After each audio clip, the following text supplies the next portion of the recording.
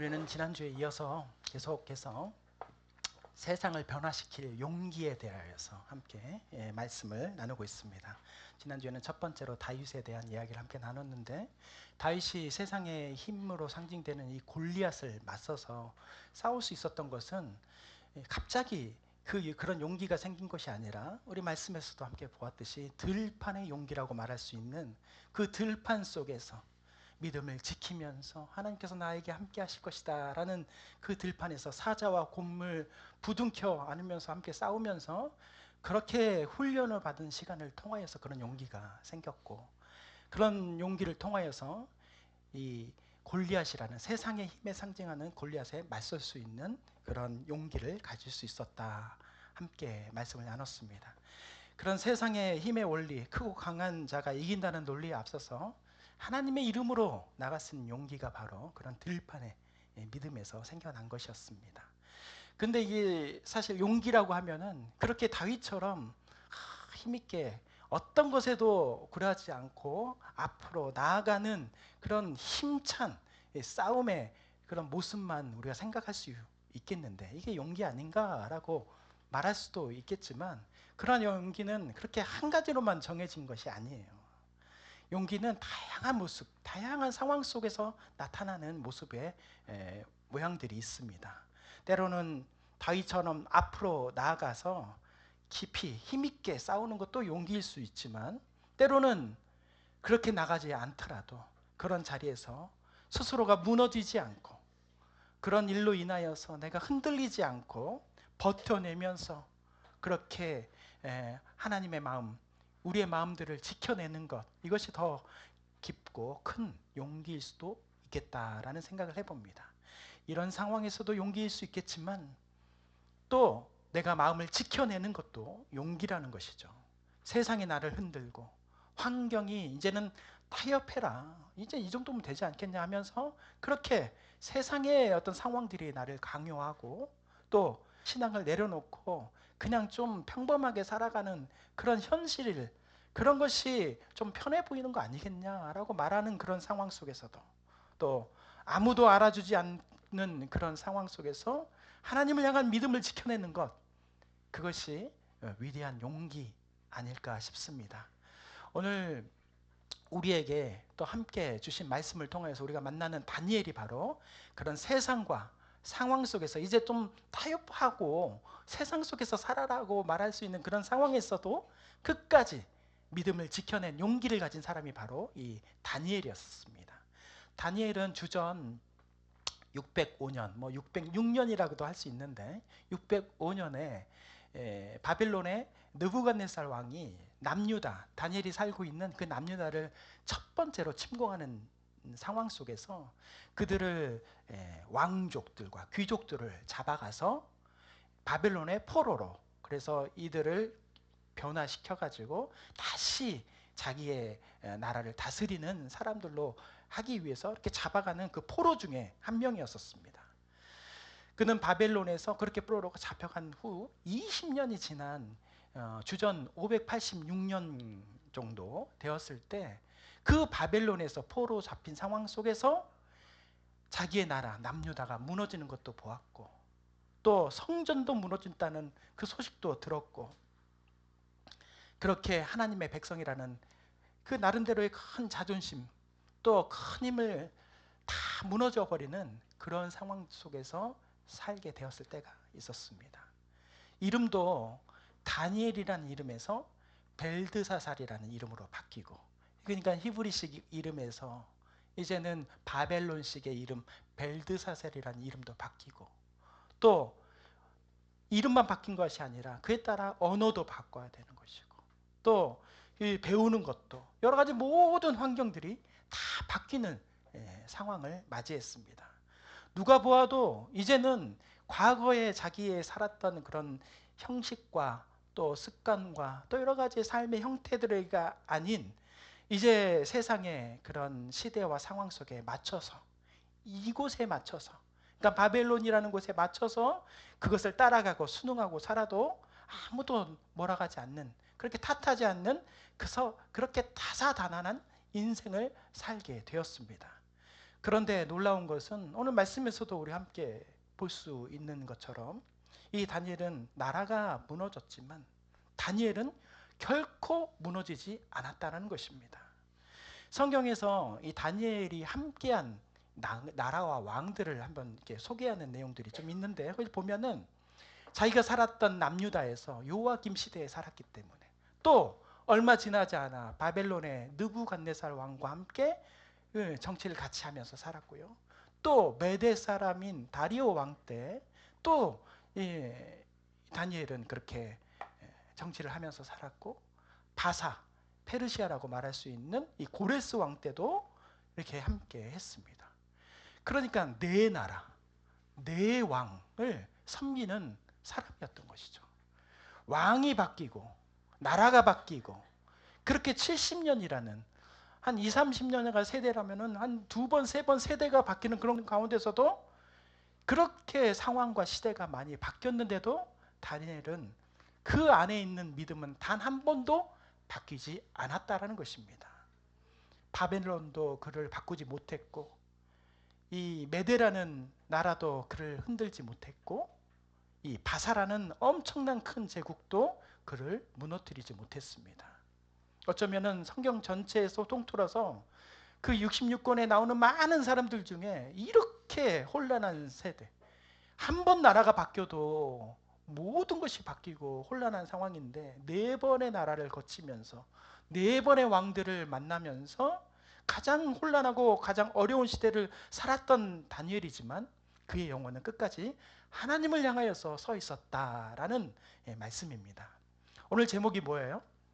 그가 하나님을 믿음이라라는 이 믿음에 대한 그의 믿음에 대한 이야기를 함께 나누는 것이죠.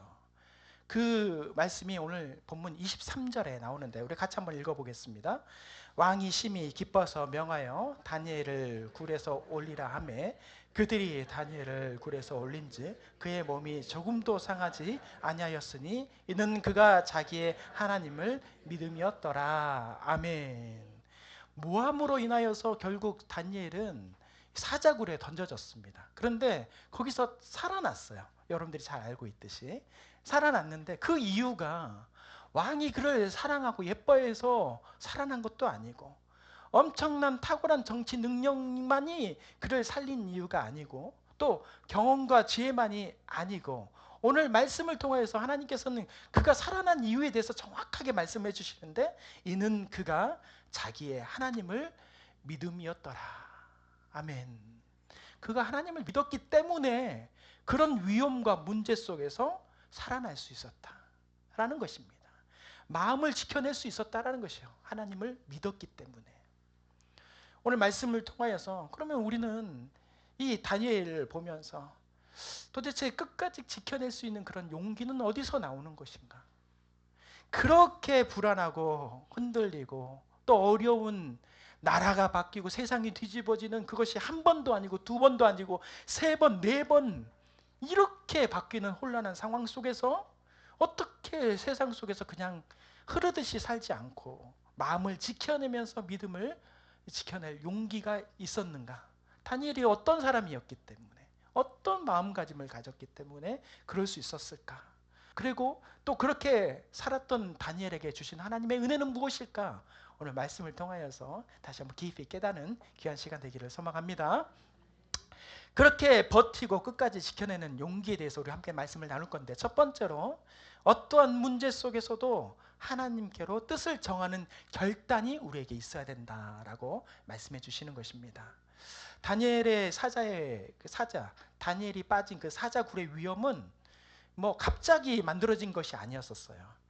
다니엘서 1장의 말씀을 보면은 다니엘이 결단하는 내용이 나오는데 거기에서부터 다니엘의 문제, 어려움은 시작이 되었습니다.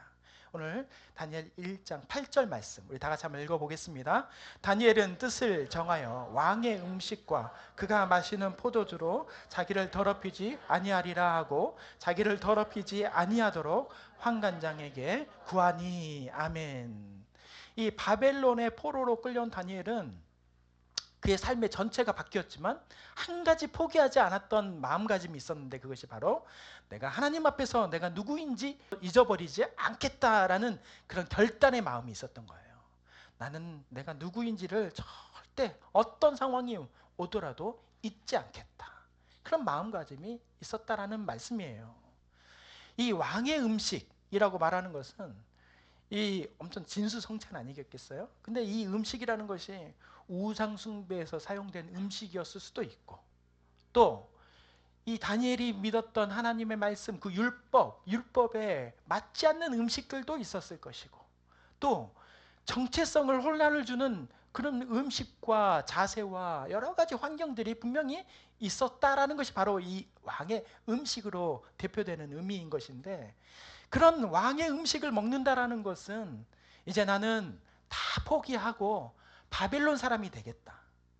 바벨론의 방식에 따라서, 또 그렇게 성공의 기준에 따라서 그 나라가 보장해주는 그런 안정적인 방식과, 이제 하나님이 없어도 나는 이 땅에서 얼마든지 잘 살 수 있다라는 그런 세상 논리 가운데서 나는 이제 그렇게 포기하고 모든 것을 맡겨야겠다라는 것이 그런 마음 자세일 수 있을 수 있겠지만, 다니엘은 그러는 자리 가운데서 왕의 음식이 나오고 그런 것을 강요하는 그런 상황 속에서 그게 분명한 결단이 있었다는 거예요. 이제 이름이 바뀌어도 괜찮다. 또 내 말의 언어가 바뀌어도 괜찮지만, 그러나 하나님 앞에서 내가 누구인가는 절대 잊어버리지 않고 살겠다라는 그런 마음을 정하였다라는 것이 바로 마음을 정하고라는 말씀에서 알 수 있는 것입니다. 우리의 마음이 그렇게 하나님 앞에 정해져야 될 줄 믿습니다. 신앙의 무너짐은, 우리의 삶의 어떤 믿음의 무너짐은 어떤 큰 일로 인하여서 갑자기 무너질 수도 있겠지만, 사실은 그것이 우리의 신앙을 한꺼번에 무너뜨리는 것은 거의 없습니다. 신앙의 무너짐은 그런 음식과 같은 그런 타협, 너무 사소한 그런 일들에 대해서 내가 그 일들을 그냥 쉽게 생각하고 그 일들을 했을 때, 그렇게 우리의 신앙이, 우리의 믿음이 이렇게 무너지는 것입니다. 처음에는 이 정도는 괜찮겠지 하면서 시작을 합니다. 이 정도는 괜찮아. 그리고 또 그 다음에는 다들 이렇게 사는데 내가 이렇게 살지 않으면은 나를 또 이상하게 보지 않을까 하면서 그냥 주변을 보기 시작하는 거예요. 다들 그렇게 살잖아 하면서, 또 그렇게 살다가 보니까 어느 순간에는 신앙은 말이야 마음으로 믿는 거지 이런 게 아니야 하면서 내 마음의 그런 것을 얘기를 합니다. 스스로를 설득하는 거죠. 마음으로 믿는 거지 뭐. 마음에 내가 하나님이 다 있으면 되는 거야. 그래서 내 마음을 이렇게 다스리는 거죠. 그런데 그렇게 작은 것을 타협하고 괜찮겠지. 또 그렇게 살면 되는 거 아니겠어. 또 마음만 믿으면 되는 거 아니겠어 라고 그렇게 반복하면서 살다 보면은 어느새 마음의 기준이 하나님이 아니라 세상이 기준이 돼버리고, 또 거기서 끝나는 것이 아니라 하나님이 떠난 그런 세상 한가운데 이 불신의 자리에서 그 중심에 서 있는 나를 발견하게 되는 것입니다. 그렇게 신앙을 떠나는 거예요. 제가 카페, 교회에도 함께 하지만 카페에서 저를 많이 보신 분들이 많이 계실 거 아니겠어요? 카페에서 이렇게 하다 보면 많은 사람들이 목사님이세요 하면서 물어보시는 분들이 있어요. 그래서 그러다가 조금 깊어지면은 자신의 이야기를 먼저 꺼냅니다. 그런데 꺼내는데 첫 마디가 이런 마디예요. 저도 교회를 잘 다녔었습니다. 전에 저는 교회를 참 열심히 다녔었어요. 이게 그분들의 첫 번째 말이에요. 아닌 것 같죠? 그분 다 그렇게 말을 합니다. 저도 교회 열심히 다녔습니다. 전에 정말 열심히 잘 다녔습니다. 이게 첫 번째 말이에요. 그러면서 하는 말이, 그런데 교회의 문제로, 또 남편의 반대로, 아내의 반대로, 가족의 문제로, 또 그것뿐만 아니라 그 목사님이 싫어서, 또 어떤 그 권사님과 집사님의 그게 너무 보기 싫어가지고 교회를 안 나갔잖아요. 그래서 그렇게 하는 거예요. 그리고 코로나 때문에 제가 교회를 안 나가기 시작했는데, 그렇게 결국 예수님을 잊어버리고 이렇게 예수님을 떠나버린 신앙을 살게 되었습니다. 그런데 오늘 여기 와서 주보를 보고 말씀을 보니까 내 마음이 막 뜨거워지는 거예요. 그 뜨거운 마음 가운데 눈물도 나고, 그래서 이렇게 목사님과 이야기하게 되었습니다 라고 하시는 분들이 많이 있어요. 그런데 제가 그런 분들 중을 이렇게 보면은, 물론 나는 아니야 라고 생각할 수 있겠지만, 여기도 그런 분들이 있어요. 보니까 그렇게 떠나신 분들. 근데 중요한 것은 밉고 싫은 것이 무너진 것이 아니라, 네? 밉고 싫었던 그것이 무너지고 사라진 것이 아니라, 결국 내가 무너졌고 내가 사라졌고 내가 떠나게 되었다는 것이 중요한 거예요. 무너진 건 나예요. 사라진 건 나였던 거예요. 떠나버린 것은 결국 나였던 거예요.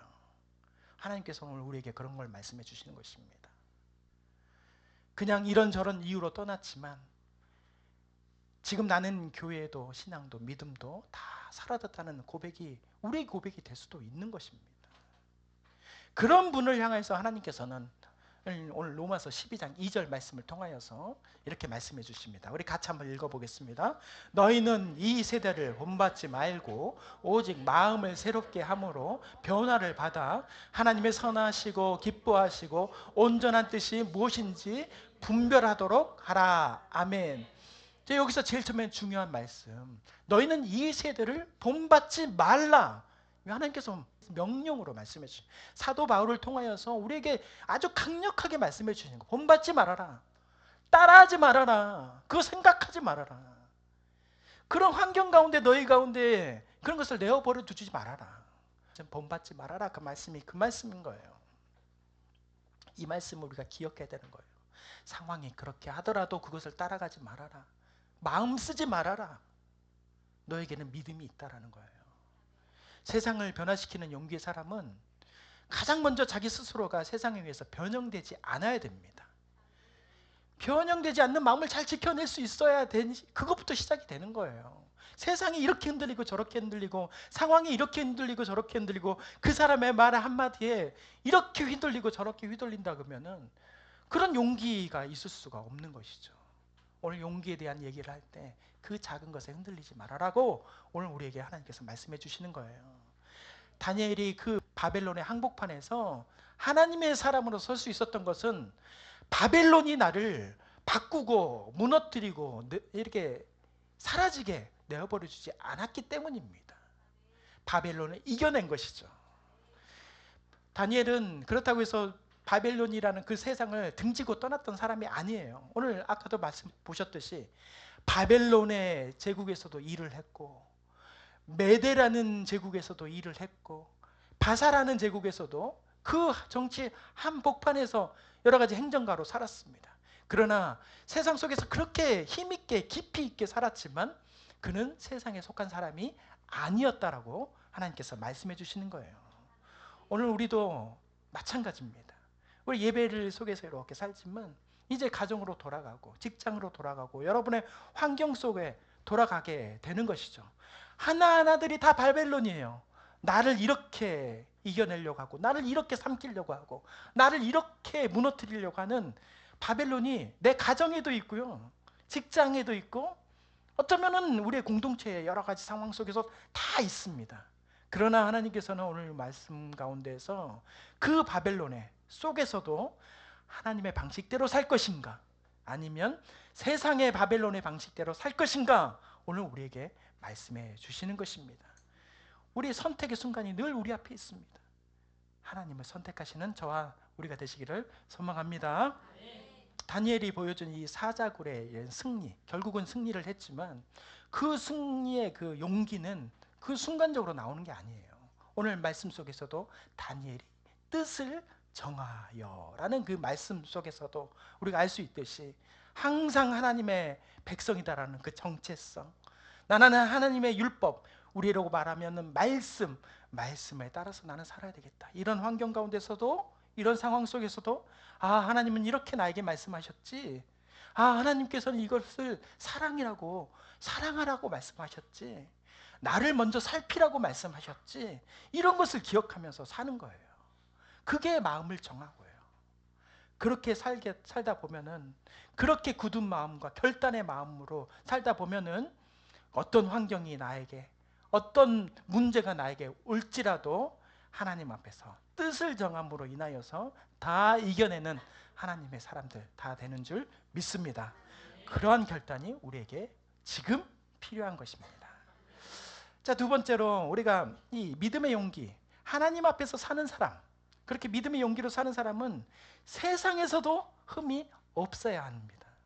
세상에서도 흠잡을 데가 없어야 되는 거예요. 믿음에서만이 아니고 세상 살이에서도 다 그렇습니다. 성경에서 다니엘을 소개하는 말씀이 아까 마음을 정하고 라는 것에 다니엘의 어떤 성품과 여러 가지의 그 신앙의 모습도 있지만 그 후에 오늘 6장 3절 말씀, 다니엘 6장 3절 말씀에도 이 다니엘에 대한 소개의 말씀이 나오는데 그 말씀 우리 같이 한번 읽어보겠습니다. 다니엘은 마음이 민첩하여 총리들과 고관들 위에 뛰어남으로 왕이 그를 세워 전국을 다스리게 하고자 한지라. 아멘. 성경에서 다니엘은 기도를 많이 했던 사람이다 또는 경건하게 살았던 사람이다라고만 말하지 않습니다. 오늘 이 말씀, 그는 마음이 민첩했고 다른 총리들과의 고관들 사이에서 뛰어났으며 왕이 그를 너무나 사랑했기 때문에 전국을 통치할 수 있는 그런 능력, 힘을 그에게 주었다. 그만큼 탁월한 사람이었다. 세상살에서도 흠잡을 데 없을 만큼 탁월한 사람이었다라고 말을 하는 거예요. 이 말씀에 함축적으로 표현되는 말씀이 바로 원문에 보면은 이 마음에 민첩하다라는 이 말씀이 아람어로 사용이 되었는데 그것이 단순히 머리가 막 빨리빨리 돌아가고 민첩하고 좋다라는 것이 아니라 그 민첩하다라는 것은 하나님의 영, 하나님의 말씀 가운데 탁월한 영적 감각과 정신이 그 가운데 가득히 있었다라는 의미인 거예요. 그러니까 지식에도 세상적인 지식에도 빠르고 능통했지만 하나님의 영적인 그 지식에도 그 지혜에도 민감했고 그 가운데서도 가득했다라는 말이 바로 이 마음이 민첩했고 라는 말씀의 뜻입니다. 그 이어서 4절 말씀에 이런 말씀이 나오는 거예요. 다니엘을 시기하던 사람들이 그의 허물을 찾고자 했는데 아무런 흠을 찾지 못했다는 말씀이 4절에 나오는데 이런 말씀이에요. 이에 총리들과 고관들이 국사에 대하여 다니엘을 고발할 근거를 찾고자 하였으나 아무 근거, 아무 허물도 아무것도 찾지 못했다는 거예요. 못하였으니 이는 그가 충성되어 아무 그릇됨도 없고 아무 허물도 없음이었더라. 아멘. 충성되어서 성실했기 때문에 그 안에 진실했기 때문에 이렇게 하는 말씀이에요. 믿음이 좋다고 그래갖고 대충대충 산 게 아니에요. 다니엘이 난 믿음이 있으니까 하나님께서 알아서 하실 거야 하면서 모든 것을 그냥 맡겨버리고 끝나버린 게 아닌 거예요. 그것보다는 하나님을 믿었기 때문에 더 성실했고 더 정직했고 그렇게 살았기 때문에 왕 앞에서나 신하들 앞에서나 또 원수들 앞에서 또 많은 사람들 앞에서 흠이 없었다라고 하나님께서 말씀해 주시는 것입니다. 세상 사람으로서 살아갈 오늘 우리에게 주신 하나님의 음성의 말씀이 바로 이 말씀이지 않을까라는 생각을 또 해봅니다. 아주 중요한 말씀인 거예요. 믿음의 사람은 기도할 때만 믿음의 사람이 아니라 일할 때도 믿음의 사람이 되어야 될 줄 믿습니다. 예배 드릴 때만 이렇게 예배자로 사는 것이 아니라 삶 속에서도 회사와 일터 속에서도 예배자의 삶을 살아야 되는 거예요. 하나님 앞에 드려지는 말씀 가운데 순종하면서 사랑하면서 살아가는 그런 찬양할 때만 예쁘고 아름답게 노래 부르는 것이 아니라 여러분의 삶 속에서도 아름다운 곡조가 흘러나올 수 있도록 때로는 내 마음이 지치고 힘들 때 나를 위로할 수 있는 그런 노래 찬양이 내 입술 가운데서 울려 퍼져야 돼요. 그럴 때 하나님께서는 믿음의 용기들을 우리 가운데 부어주시는 것입니다. 교회 안에서만 성도로 사는 것이 아니라 세상 속에서도 믿음의 사람 그리스도인으로 살아내야 되는 것입니다. 오늘 우리가 해야 될 것이에요.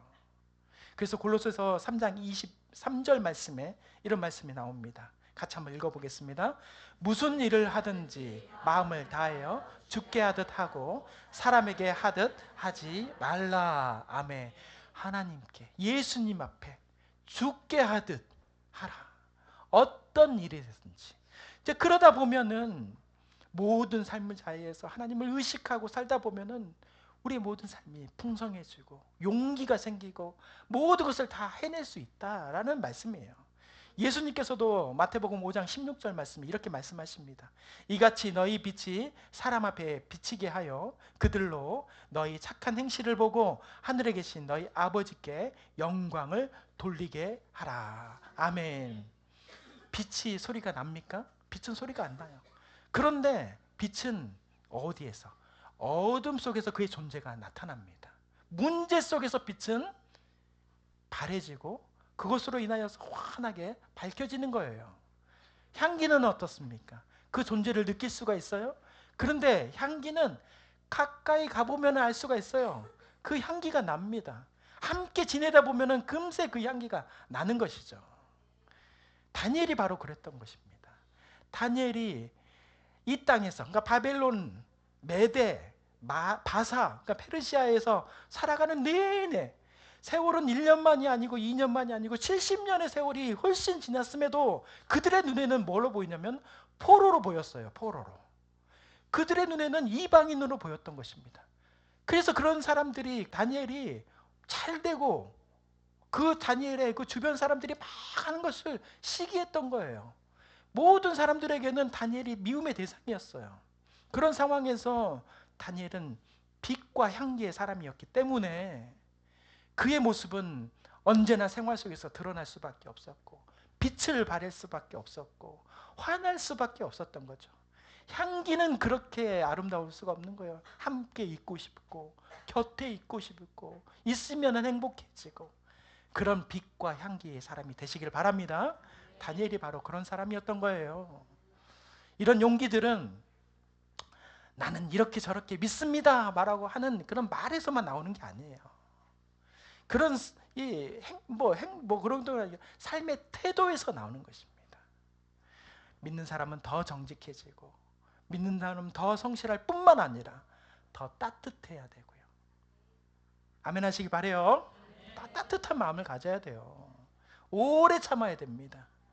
네, 안 되시는 분들도 있어요. 저를 비롯하여서 잘 안 참아져요. 그게 문제입니다. 저도 이거 쓰면서 이거 쓸까 말까 생각했어요. 잘 안 참아집니다. 그렇지만 믿음으로 썼어요. 오래 참기를 소망합니다 하면서 썼습니다. 깊이 마음이 깊어야 돼요. 그리고 더 책임 있게 살아야 됩니다. 내가 이걸 했다 안 했다 이런 게 아니고 내가 하면 끝을 보겠다는 생각으로 내가 이걸 하면 이것을 통하여서 하나님의 역사가 이루어지기를 소망하면서 그렇게 일을 해야 됩니다. 이게 바로 용기라는 거예요. 용기는 잠깐 했다가 이런 게 용기가 아니에요. 끝까지 이겨내는 거. 우리는 완전하지 않습니다. 다니엘의 말씀을 보니까 흠이 없고 완전하다라고 막 이렇게 하니까 우리도 이렇게 될 수가 있을까 하면서 나와 전혀 상관없는 얘기처럼 들려지지만 하나님께서는 오늘 이 말씀을 통하여서 완전해지고 흠이 완전하게 아무것도 없고 깨끗해야 된다라고 이렇게 말씀하시는 게 아니라 우리의 삶의 태도와 방향이 중요하다. 그런 것을 향하여서 나아가는 발걸음. 그렇게 내가 구원을 받았지만 구원은 이루어가는 성화의 과정이 있어야 되는 거예요. 그래서 영화가 되는 것입니다. 그런 것이 있을 때 우리는 구원받은 자로서의 삶을 살아낼 수 있는 것입니다. 오늘 우리 가운데 그런 방향이 중요한 거예요. 오늘 우리 가운데 다니엘처럼 방향을 가져라. 마음을 정하고 마음이 민첩해지고 이렇게 살아라는 방향을 우리에게 던져주시는 것입니다. 그런 말씀 속에서 살아내는 우리가 되시기를 바랍니다. 그래서 우리는 이렇게 기도하는 거예요. 하나님, 제 마음이 말에만 있지 않게 해주세요. 하나님, 기도 소리만큼 내 생활에서도 더욱더 성실하게 해주세요. 하나님, 제가 있는 자리에서 하나님의 향기가 되기를 소망합니다. 여러분들의 기도가 되시기를 바랍니다. 여러분만이 아니고 저의 기도가 되기를 소망합니다. 그렇게 살기를 우리 모두 같이 한번 애써 보시길 바랍니다. 마지막으로 믿음의 용기. 이 믿음의 용기는 어떤 순간에도 전에 하던 대로의 믿음을 지켜내는 거예요. 오늘 말씀에서도 전에 하던 대로라는 말씀이 나오는데 그 말씀을 지켜내는 것이 바로 이 믿음의 용기, 끝까지의 용기입니다. 다니엘을 죽이려는 원수들은 그 허물에서 찾지를 못했어요. 그 일상에서 찾지를 못했습니다. 그래서 곰곰이 다니엘을 살펴보니까 딱 하나 찾을 수 있었던 것인데, 이렇게 다니엘을 하나님과 관련된 것에서 찾을 수 있으면 되겠다라는 거예요. 이게 얼마나 놀라운 말인지. 다니엘의 약점은 신앙이었어요. 다니엘의 문제는 기도하는 삶이었던 거예요. 다니엘을 죽일 수 있는 유일한 방법은 하나님 앞에서 충성하는 그것을 잡아야만이 이 사람을 죽여낼 수 있었던 거예요. 이겨낼 수 있었던 거예요. 세상의 원수 마귀는 우리를 그렇게 봅니다. 믿음의 사람들을 그렇게 보는 거예요. 우리의 그런 신앙, 기도 소리, 우리의 삶 속에서 하나님 앞에 충성하면서 말씀대로 살려가는 그것을 바라보면서 이걸 어떻게 무너뜨릴까, 그것을 바라본다고 하는 말씀이 바로 이 말씀인 거예요. 그래서 마귀는 조서를 만듭니다. 원수들은 그렇게 조서를 만들었어요. 뭐라고 만들었냐면은 30일 동안 누구든지 왕 외에 다른 신이나 사람들에게 무엇을 구하면, 그러니까 다른 신이나 다른 왕들을 위해서 막 그렇게 절하고 뭐 하면은 이 사람을 사자굴에 던져버리겠다라는 그런 법을 만들어 버린 거예요. 이제 다니엘은 선택해야 했습니다. 잠시 기도를 멈추면 살 수 있었고, 또 예루살렘으로 향하던 그 창문을 활짝 열지 않고 닫고 그냥 집에서 조용히 기도하면 살 수 있었어요. 마음으로만 믿어도 살 수 있었습니다. 자신을 설득하면서 이렇게 해도 되는 것이지, 고작 30일인데 한 달만 참으면 되잖아, 하나님께서도 이해하지 않으실까라는 생각을 마음속에 할 수 있었던 거예요. 그런데 다니엘은 그렇지 않았다라는 말씀입니다. 오늘 6장 10절 말씀, 다니엘의 용기의 말씀이 나오는데 우리 같이 한번 읽어보겠습니다. 다니엘이 이 조서에 왕의 도장이 찍힌 것을 알고도 자기 집에 돌아가서는 윗방에 올라가 예루살렘으로 향한 창문을 열고 전에 하던 대로 하루 3번씩 무릎을 꿇고 기도하며 그의 하나님께 감사하였더라. 아멘. 이 말씀 속에서 어떤 말씀이 여러분들에게 마음에 확 와닿나요? 말씀 하나하나가 참 마음에 와닿지만 저는 이 말씀을 보면서 알고도 라는 말씀이 제 눈에 확 박히고요, 또 전에 하던 대로 라는 이 말씀이 제 마음에 확 박히더라고요. 다니엘은 왕이 도장을 찍었다는 것도 알고 있었어요. 이 조서가 어떤 것인지, 이 법이 무엇인지 정확하게 알고 있었습니다. 그럼에도 불구하고 그에게는 달라진 것이 아무것도 없었어요. 그 전에 하던 대로 기도했습니다. 창문을 활짝 열고 소리 높여서 예루살렘을 향하여서 기도했습니다. 사자굴이 무서운 게 아니었던 거예요. 그걸로 인하여서 그 기도가 바뀐 것이 아니었습니다. 다니엘은 여전히 전에 하던 대로 기도했습니다. 평안할 때의 그 기도 똑같은 모습으로 위협을 받은 그 순간에도 기도했던 것이고, 그냥 삶이 형통하게 술술 풀리고 기도했던 그 기도 그대로 어떤 무서운 죽음의 법이 그 가운데 내려진 그날에도 변함없이 하나님 앞에 기도했다라고 말씀해 주시는 것입니다. 이것이 바로 진짜 믿음인 거예요. 평소에 내 평상시의 삶 속에서 하는 변함없는 것과 끊임없는 그런 삶, 여러분들의 있기를 소망합니다. 이게 중요한 거예요. 평소에 기도, 누가 아무리 듣지 못하지만 하는 그런 기도, 평소에 드려지는 이 예배, 내가 나왔다 안 나왔다가 아니라 습관일 수도 있겠지만, 때로는 어떤 가운데서 이끌림일 수도 있겠지만, 어찌됐든 가서 예배 자리에 앉아있는 그 평소의 모습, 평소에 말씀을 묵상하는 것, 시편 119편 말씀의 장에 보면은 105절 말씀에 여러분들이 잘 아는 말씀이 나오는 거예요. 주의 말씀은 내 발의 등이요 내 길에 빛이니이다. 이 말씀이 뭐예요? 너무 좋은 말씀이에요. 제 책갈피에 있는 말씀이에요. 이런 게 아니고요. 이 말씀이 무슨 말씀이냐면, 내가 어두운 상황 속에서도 내 발걸음에 등이 되어주시고, 내가 문제 속에서도, 내가 할 수 없는 그 상황 속에서도 나를 환하게 열어주고 그 빛이 어두움을 물러내게 하는 것처럼, 내 말씀이, 내가 평소에 들었던, 내가 묵상하고 붙잡았던 그 말씀이 나를 일으켜주고 승리의 말씀으로 되어주신다라는 믿음의 고백의 말씀이 바로 이 말씀입니다. 여러분의 발에 등이 되어주시고 여러분의 길에 빛이 되어주실 줄 믿습니다. 여러분의 평상시에 듣는 말씀, 읽는 말씀이 바로 그런 거예요. 오늘 이 말씀, 전에 하던 대로라는 이 말씀이 여러분들의 이제 등이 되는 거예요. 빛이 될 줄 믿습니다. 어떤 상황이 그래, 내가 전에 하던 대로, 내가 이 상황이지만 그래, 기도해야지. 내가 이 상황이 있지만 내가 하나님 앞에 나아가야 되겠지. 내가 이 상황이 있지만 사랑해야 되겠지. 용서해야 되겠지. 손을 잡아줘야 되겠지. 내가 먼저 손을 내밀려야 되겠지. 이런 말씀들의 평소의 모습이 나타나기를 소망합니다. 그게 바로 하나님의 능력인 거예요. 이것뿐만 아니라 또 중요한 말씀 10절 말씀에 이런 말씀이 나오는 거예요. 예루살렘을 향한 창문을 열고, 다니엘은 예루살렘을 향하여서 창문을 열었습니다. 그게 무슨 의미예요? 예루살렘은 무너졌어요. 그가 사랑하는 성전도 무너졌고 이제는 그가 고향 땅 아무것도 없어요.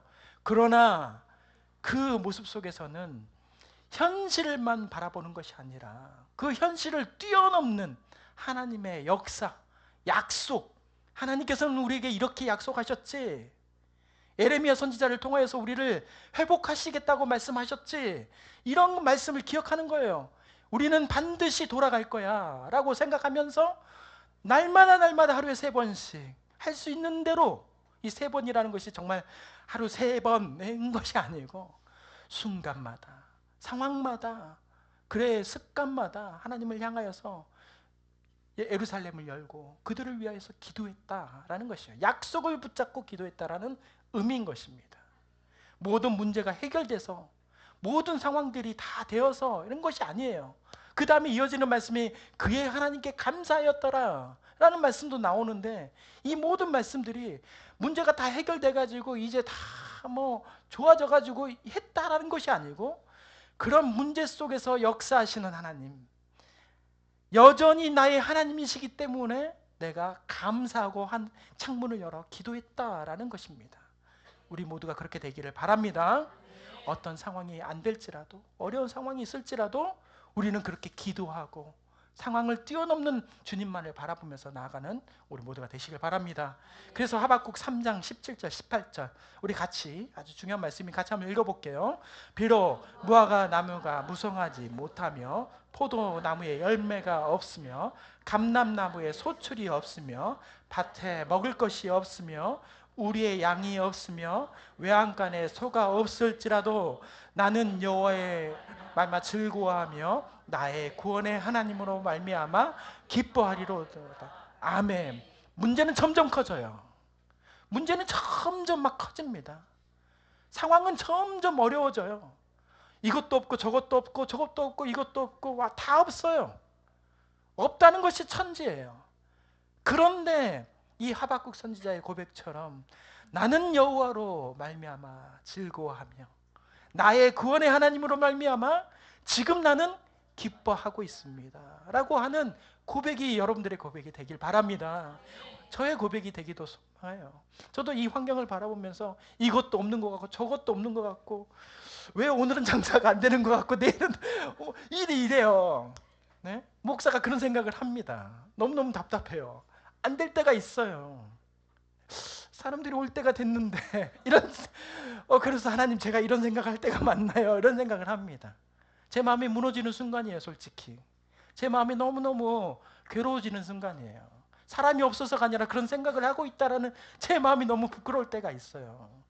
목사가 영혼을 위해서 기도해야 되는데 장사가 안 되는 것 때문에 기도한다는 것이 때로는 부끄러울 때가 있습니다.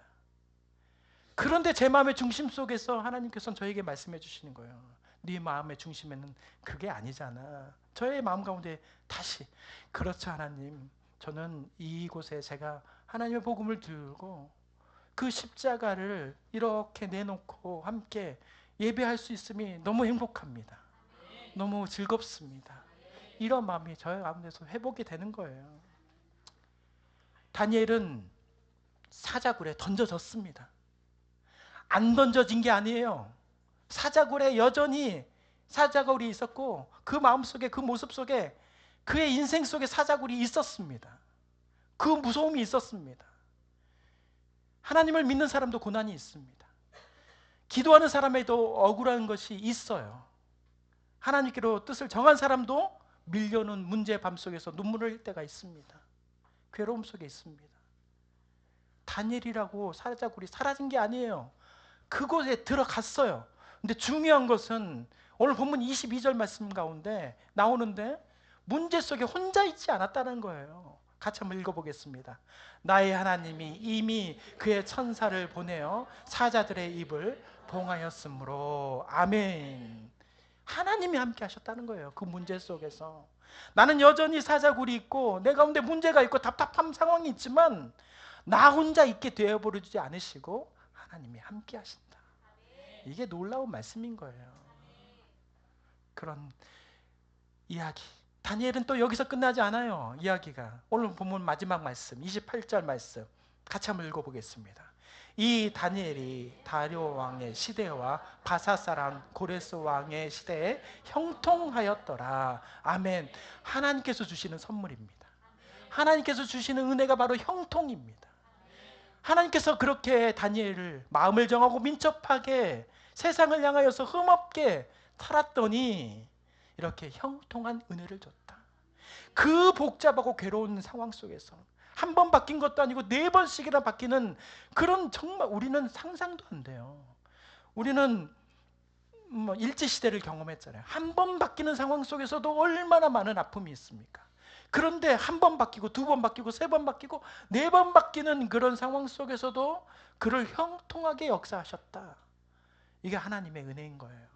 우리가 뜻을 정하고 민첩한 마음으로 하나님을 향하여서 세상을 향해서 살 수만 있다면 주시는 하나님의 은혜가 바로 이 형통의 은혜인 줄 믿습니다.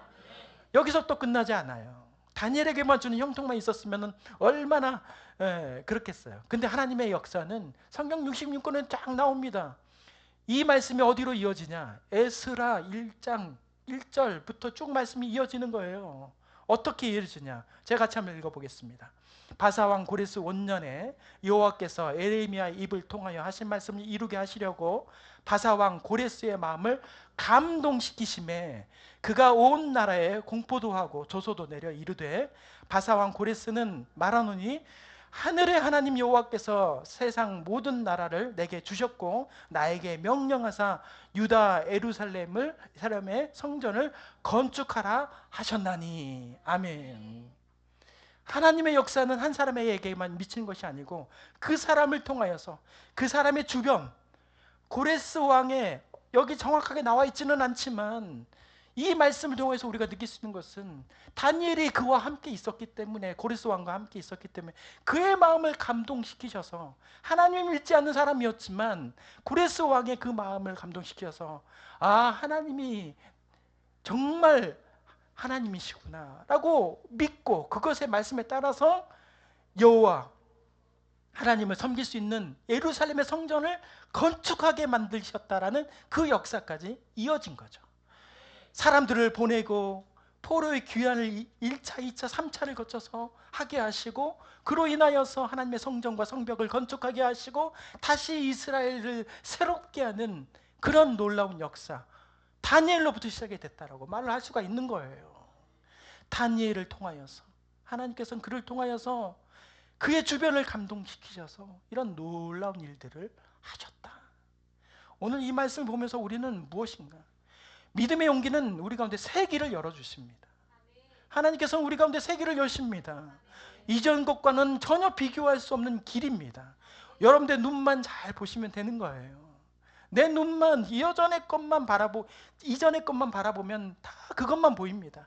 그런데 이제 눈을 들어서 하나님께서 주신 마음을 향하여서 바라볼 수만 있다면 우리 가운데 새 길이 열리는 것입니다. 그러한 길 가운데 다시 한번 힘있게 용기 있게 살아가는 우리 모두가 되기를 주님의 이름으로 축원합니다. 기도하겠습니다.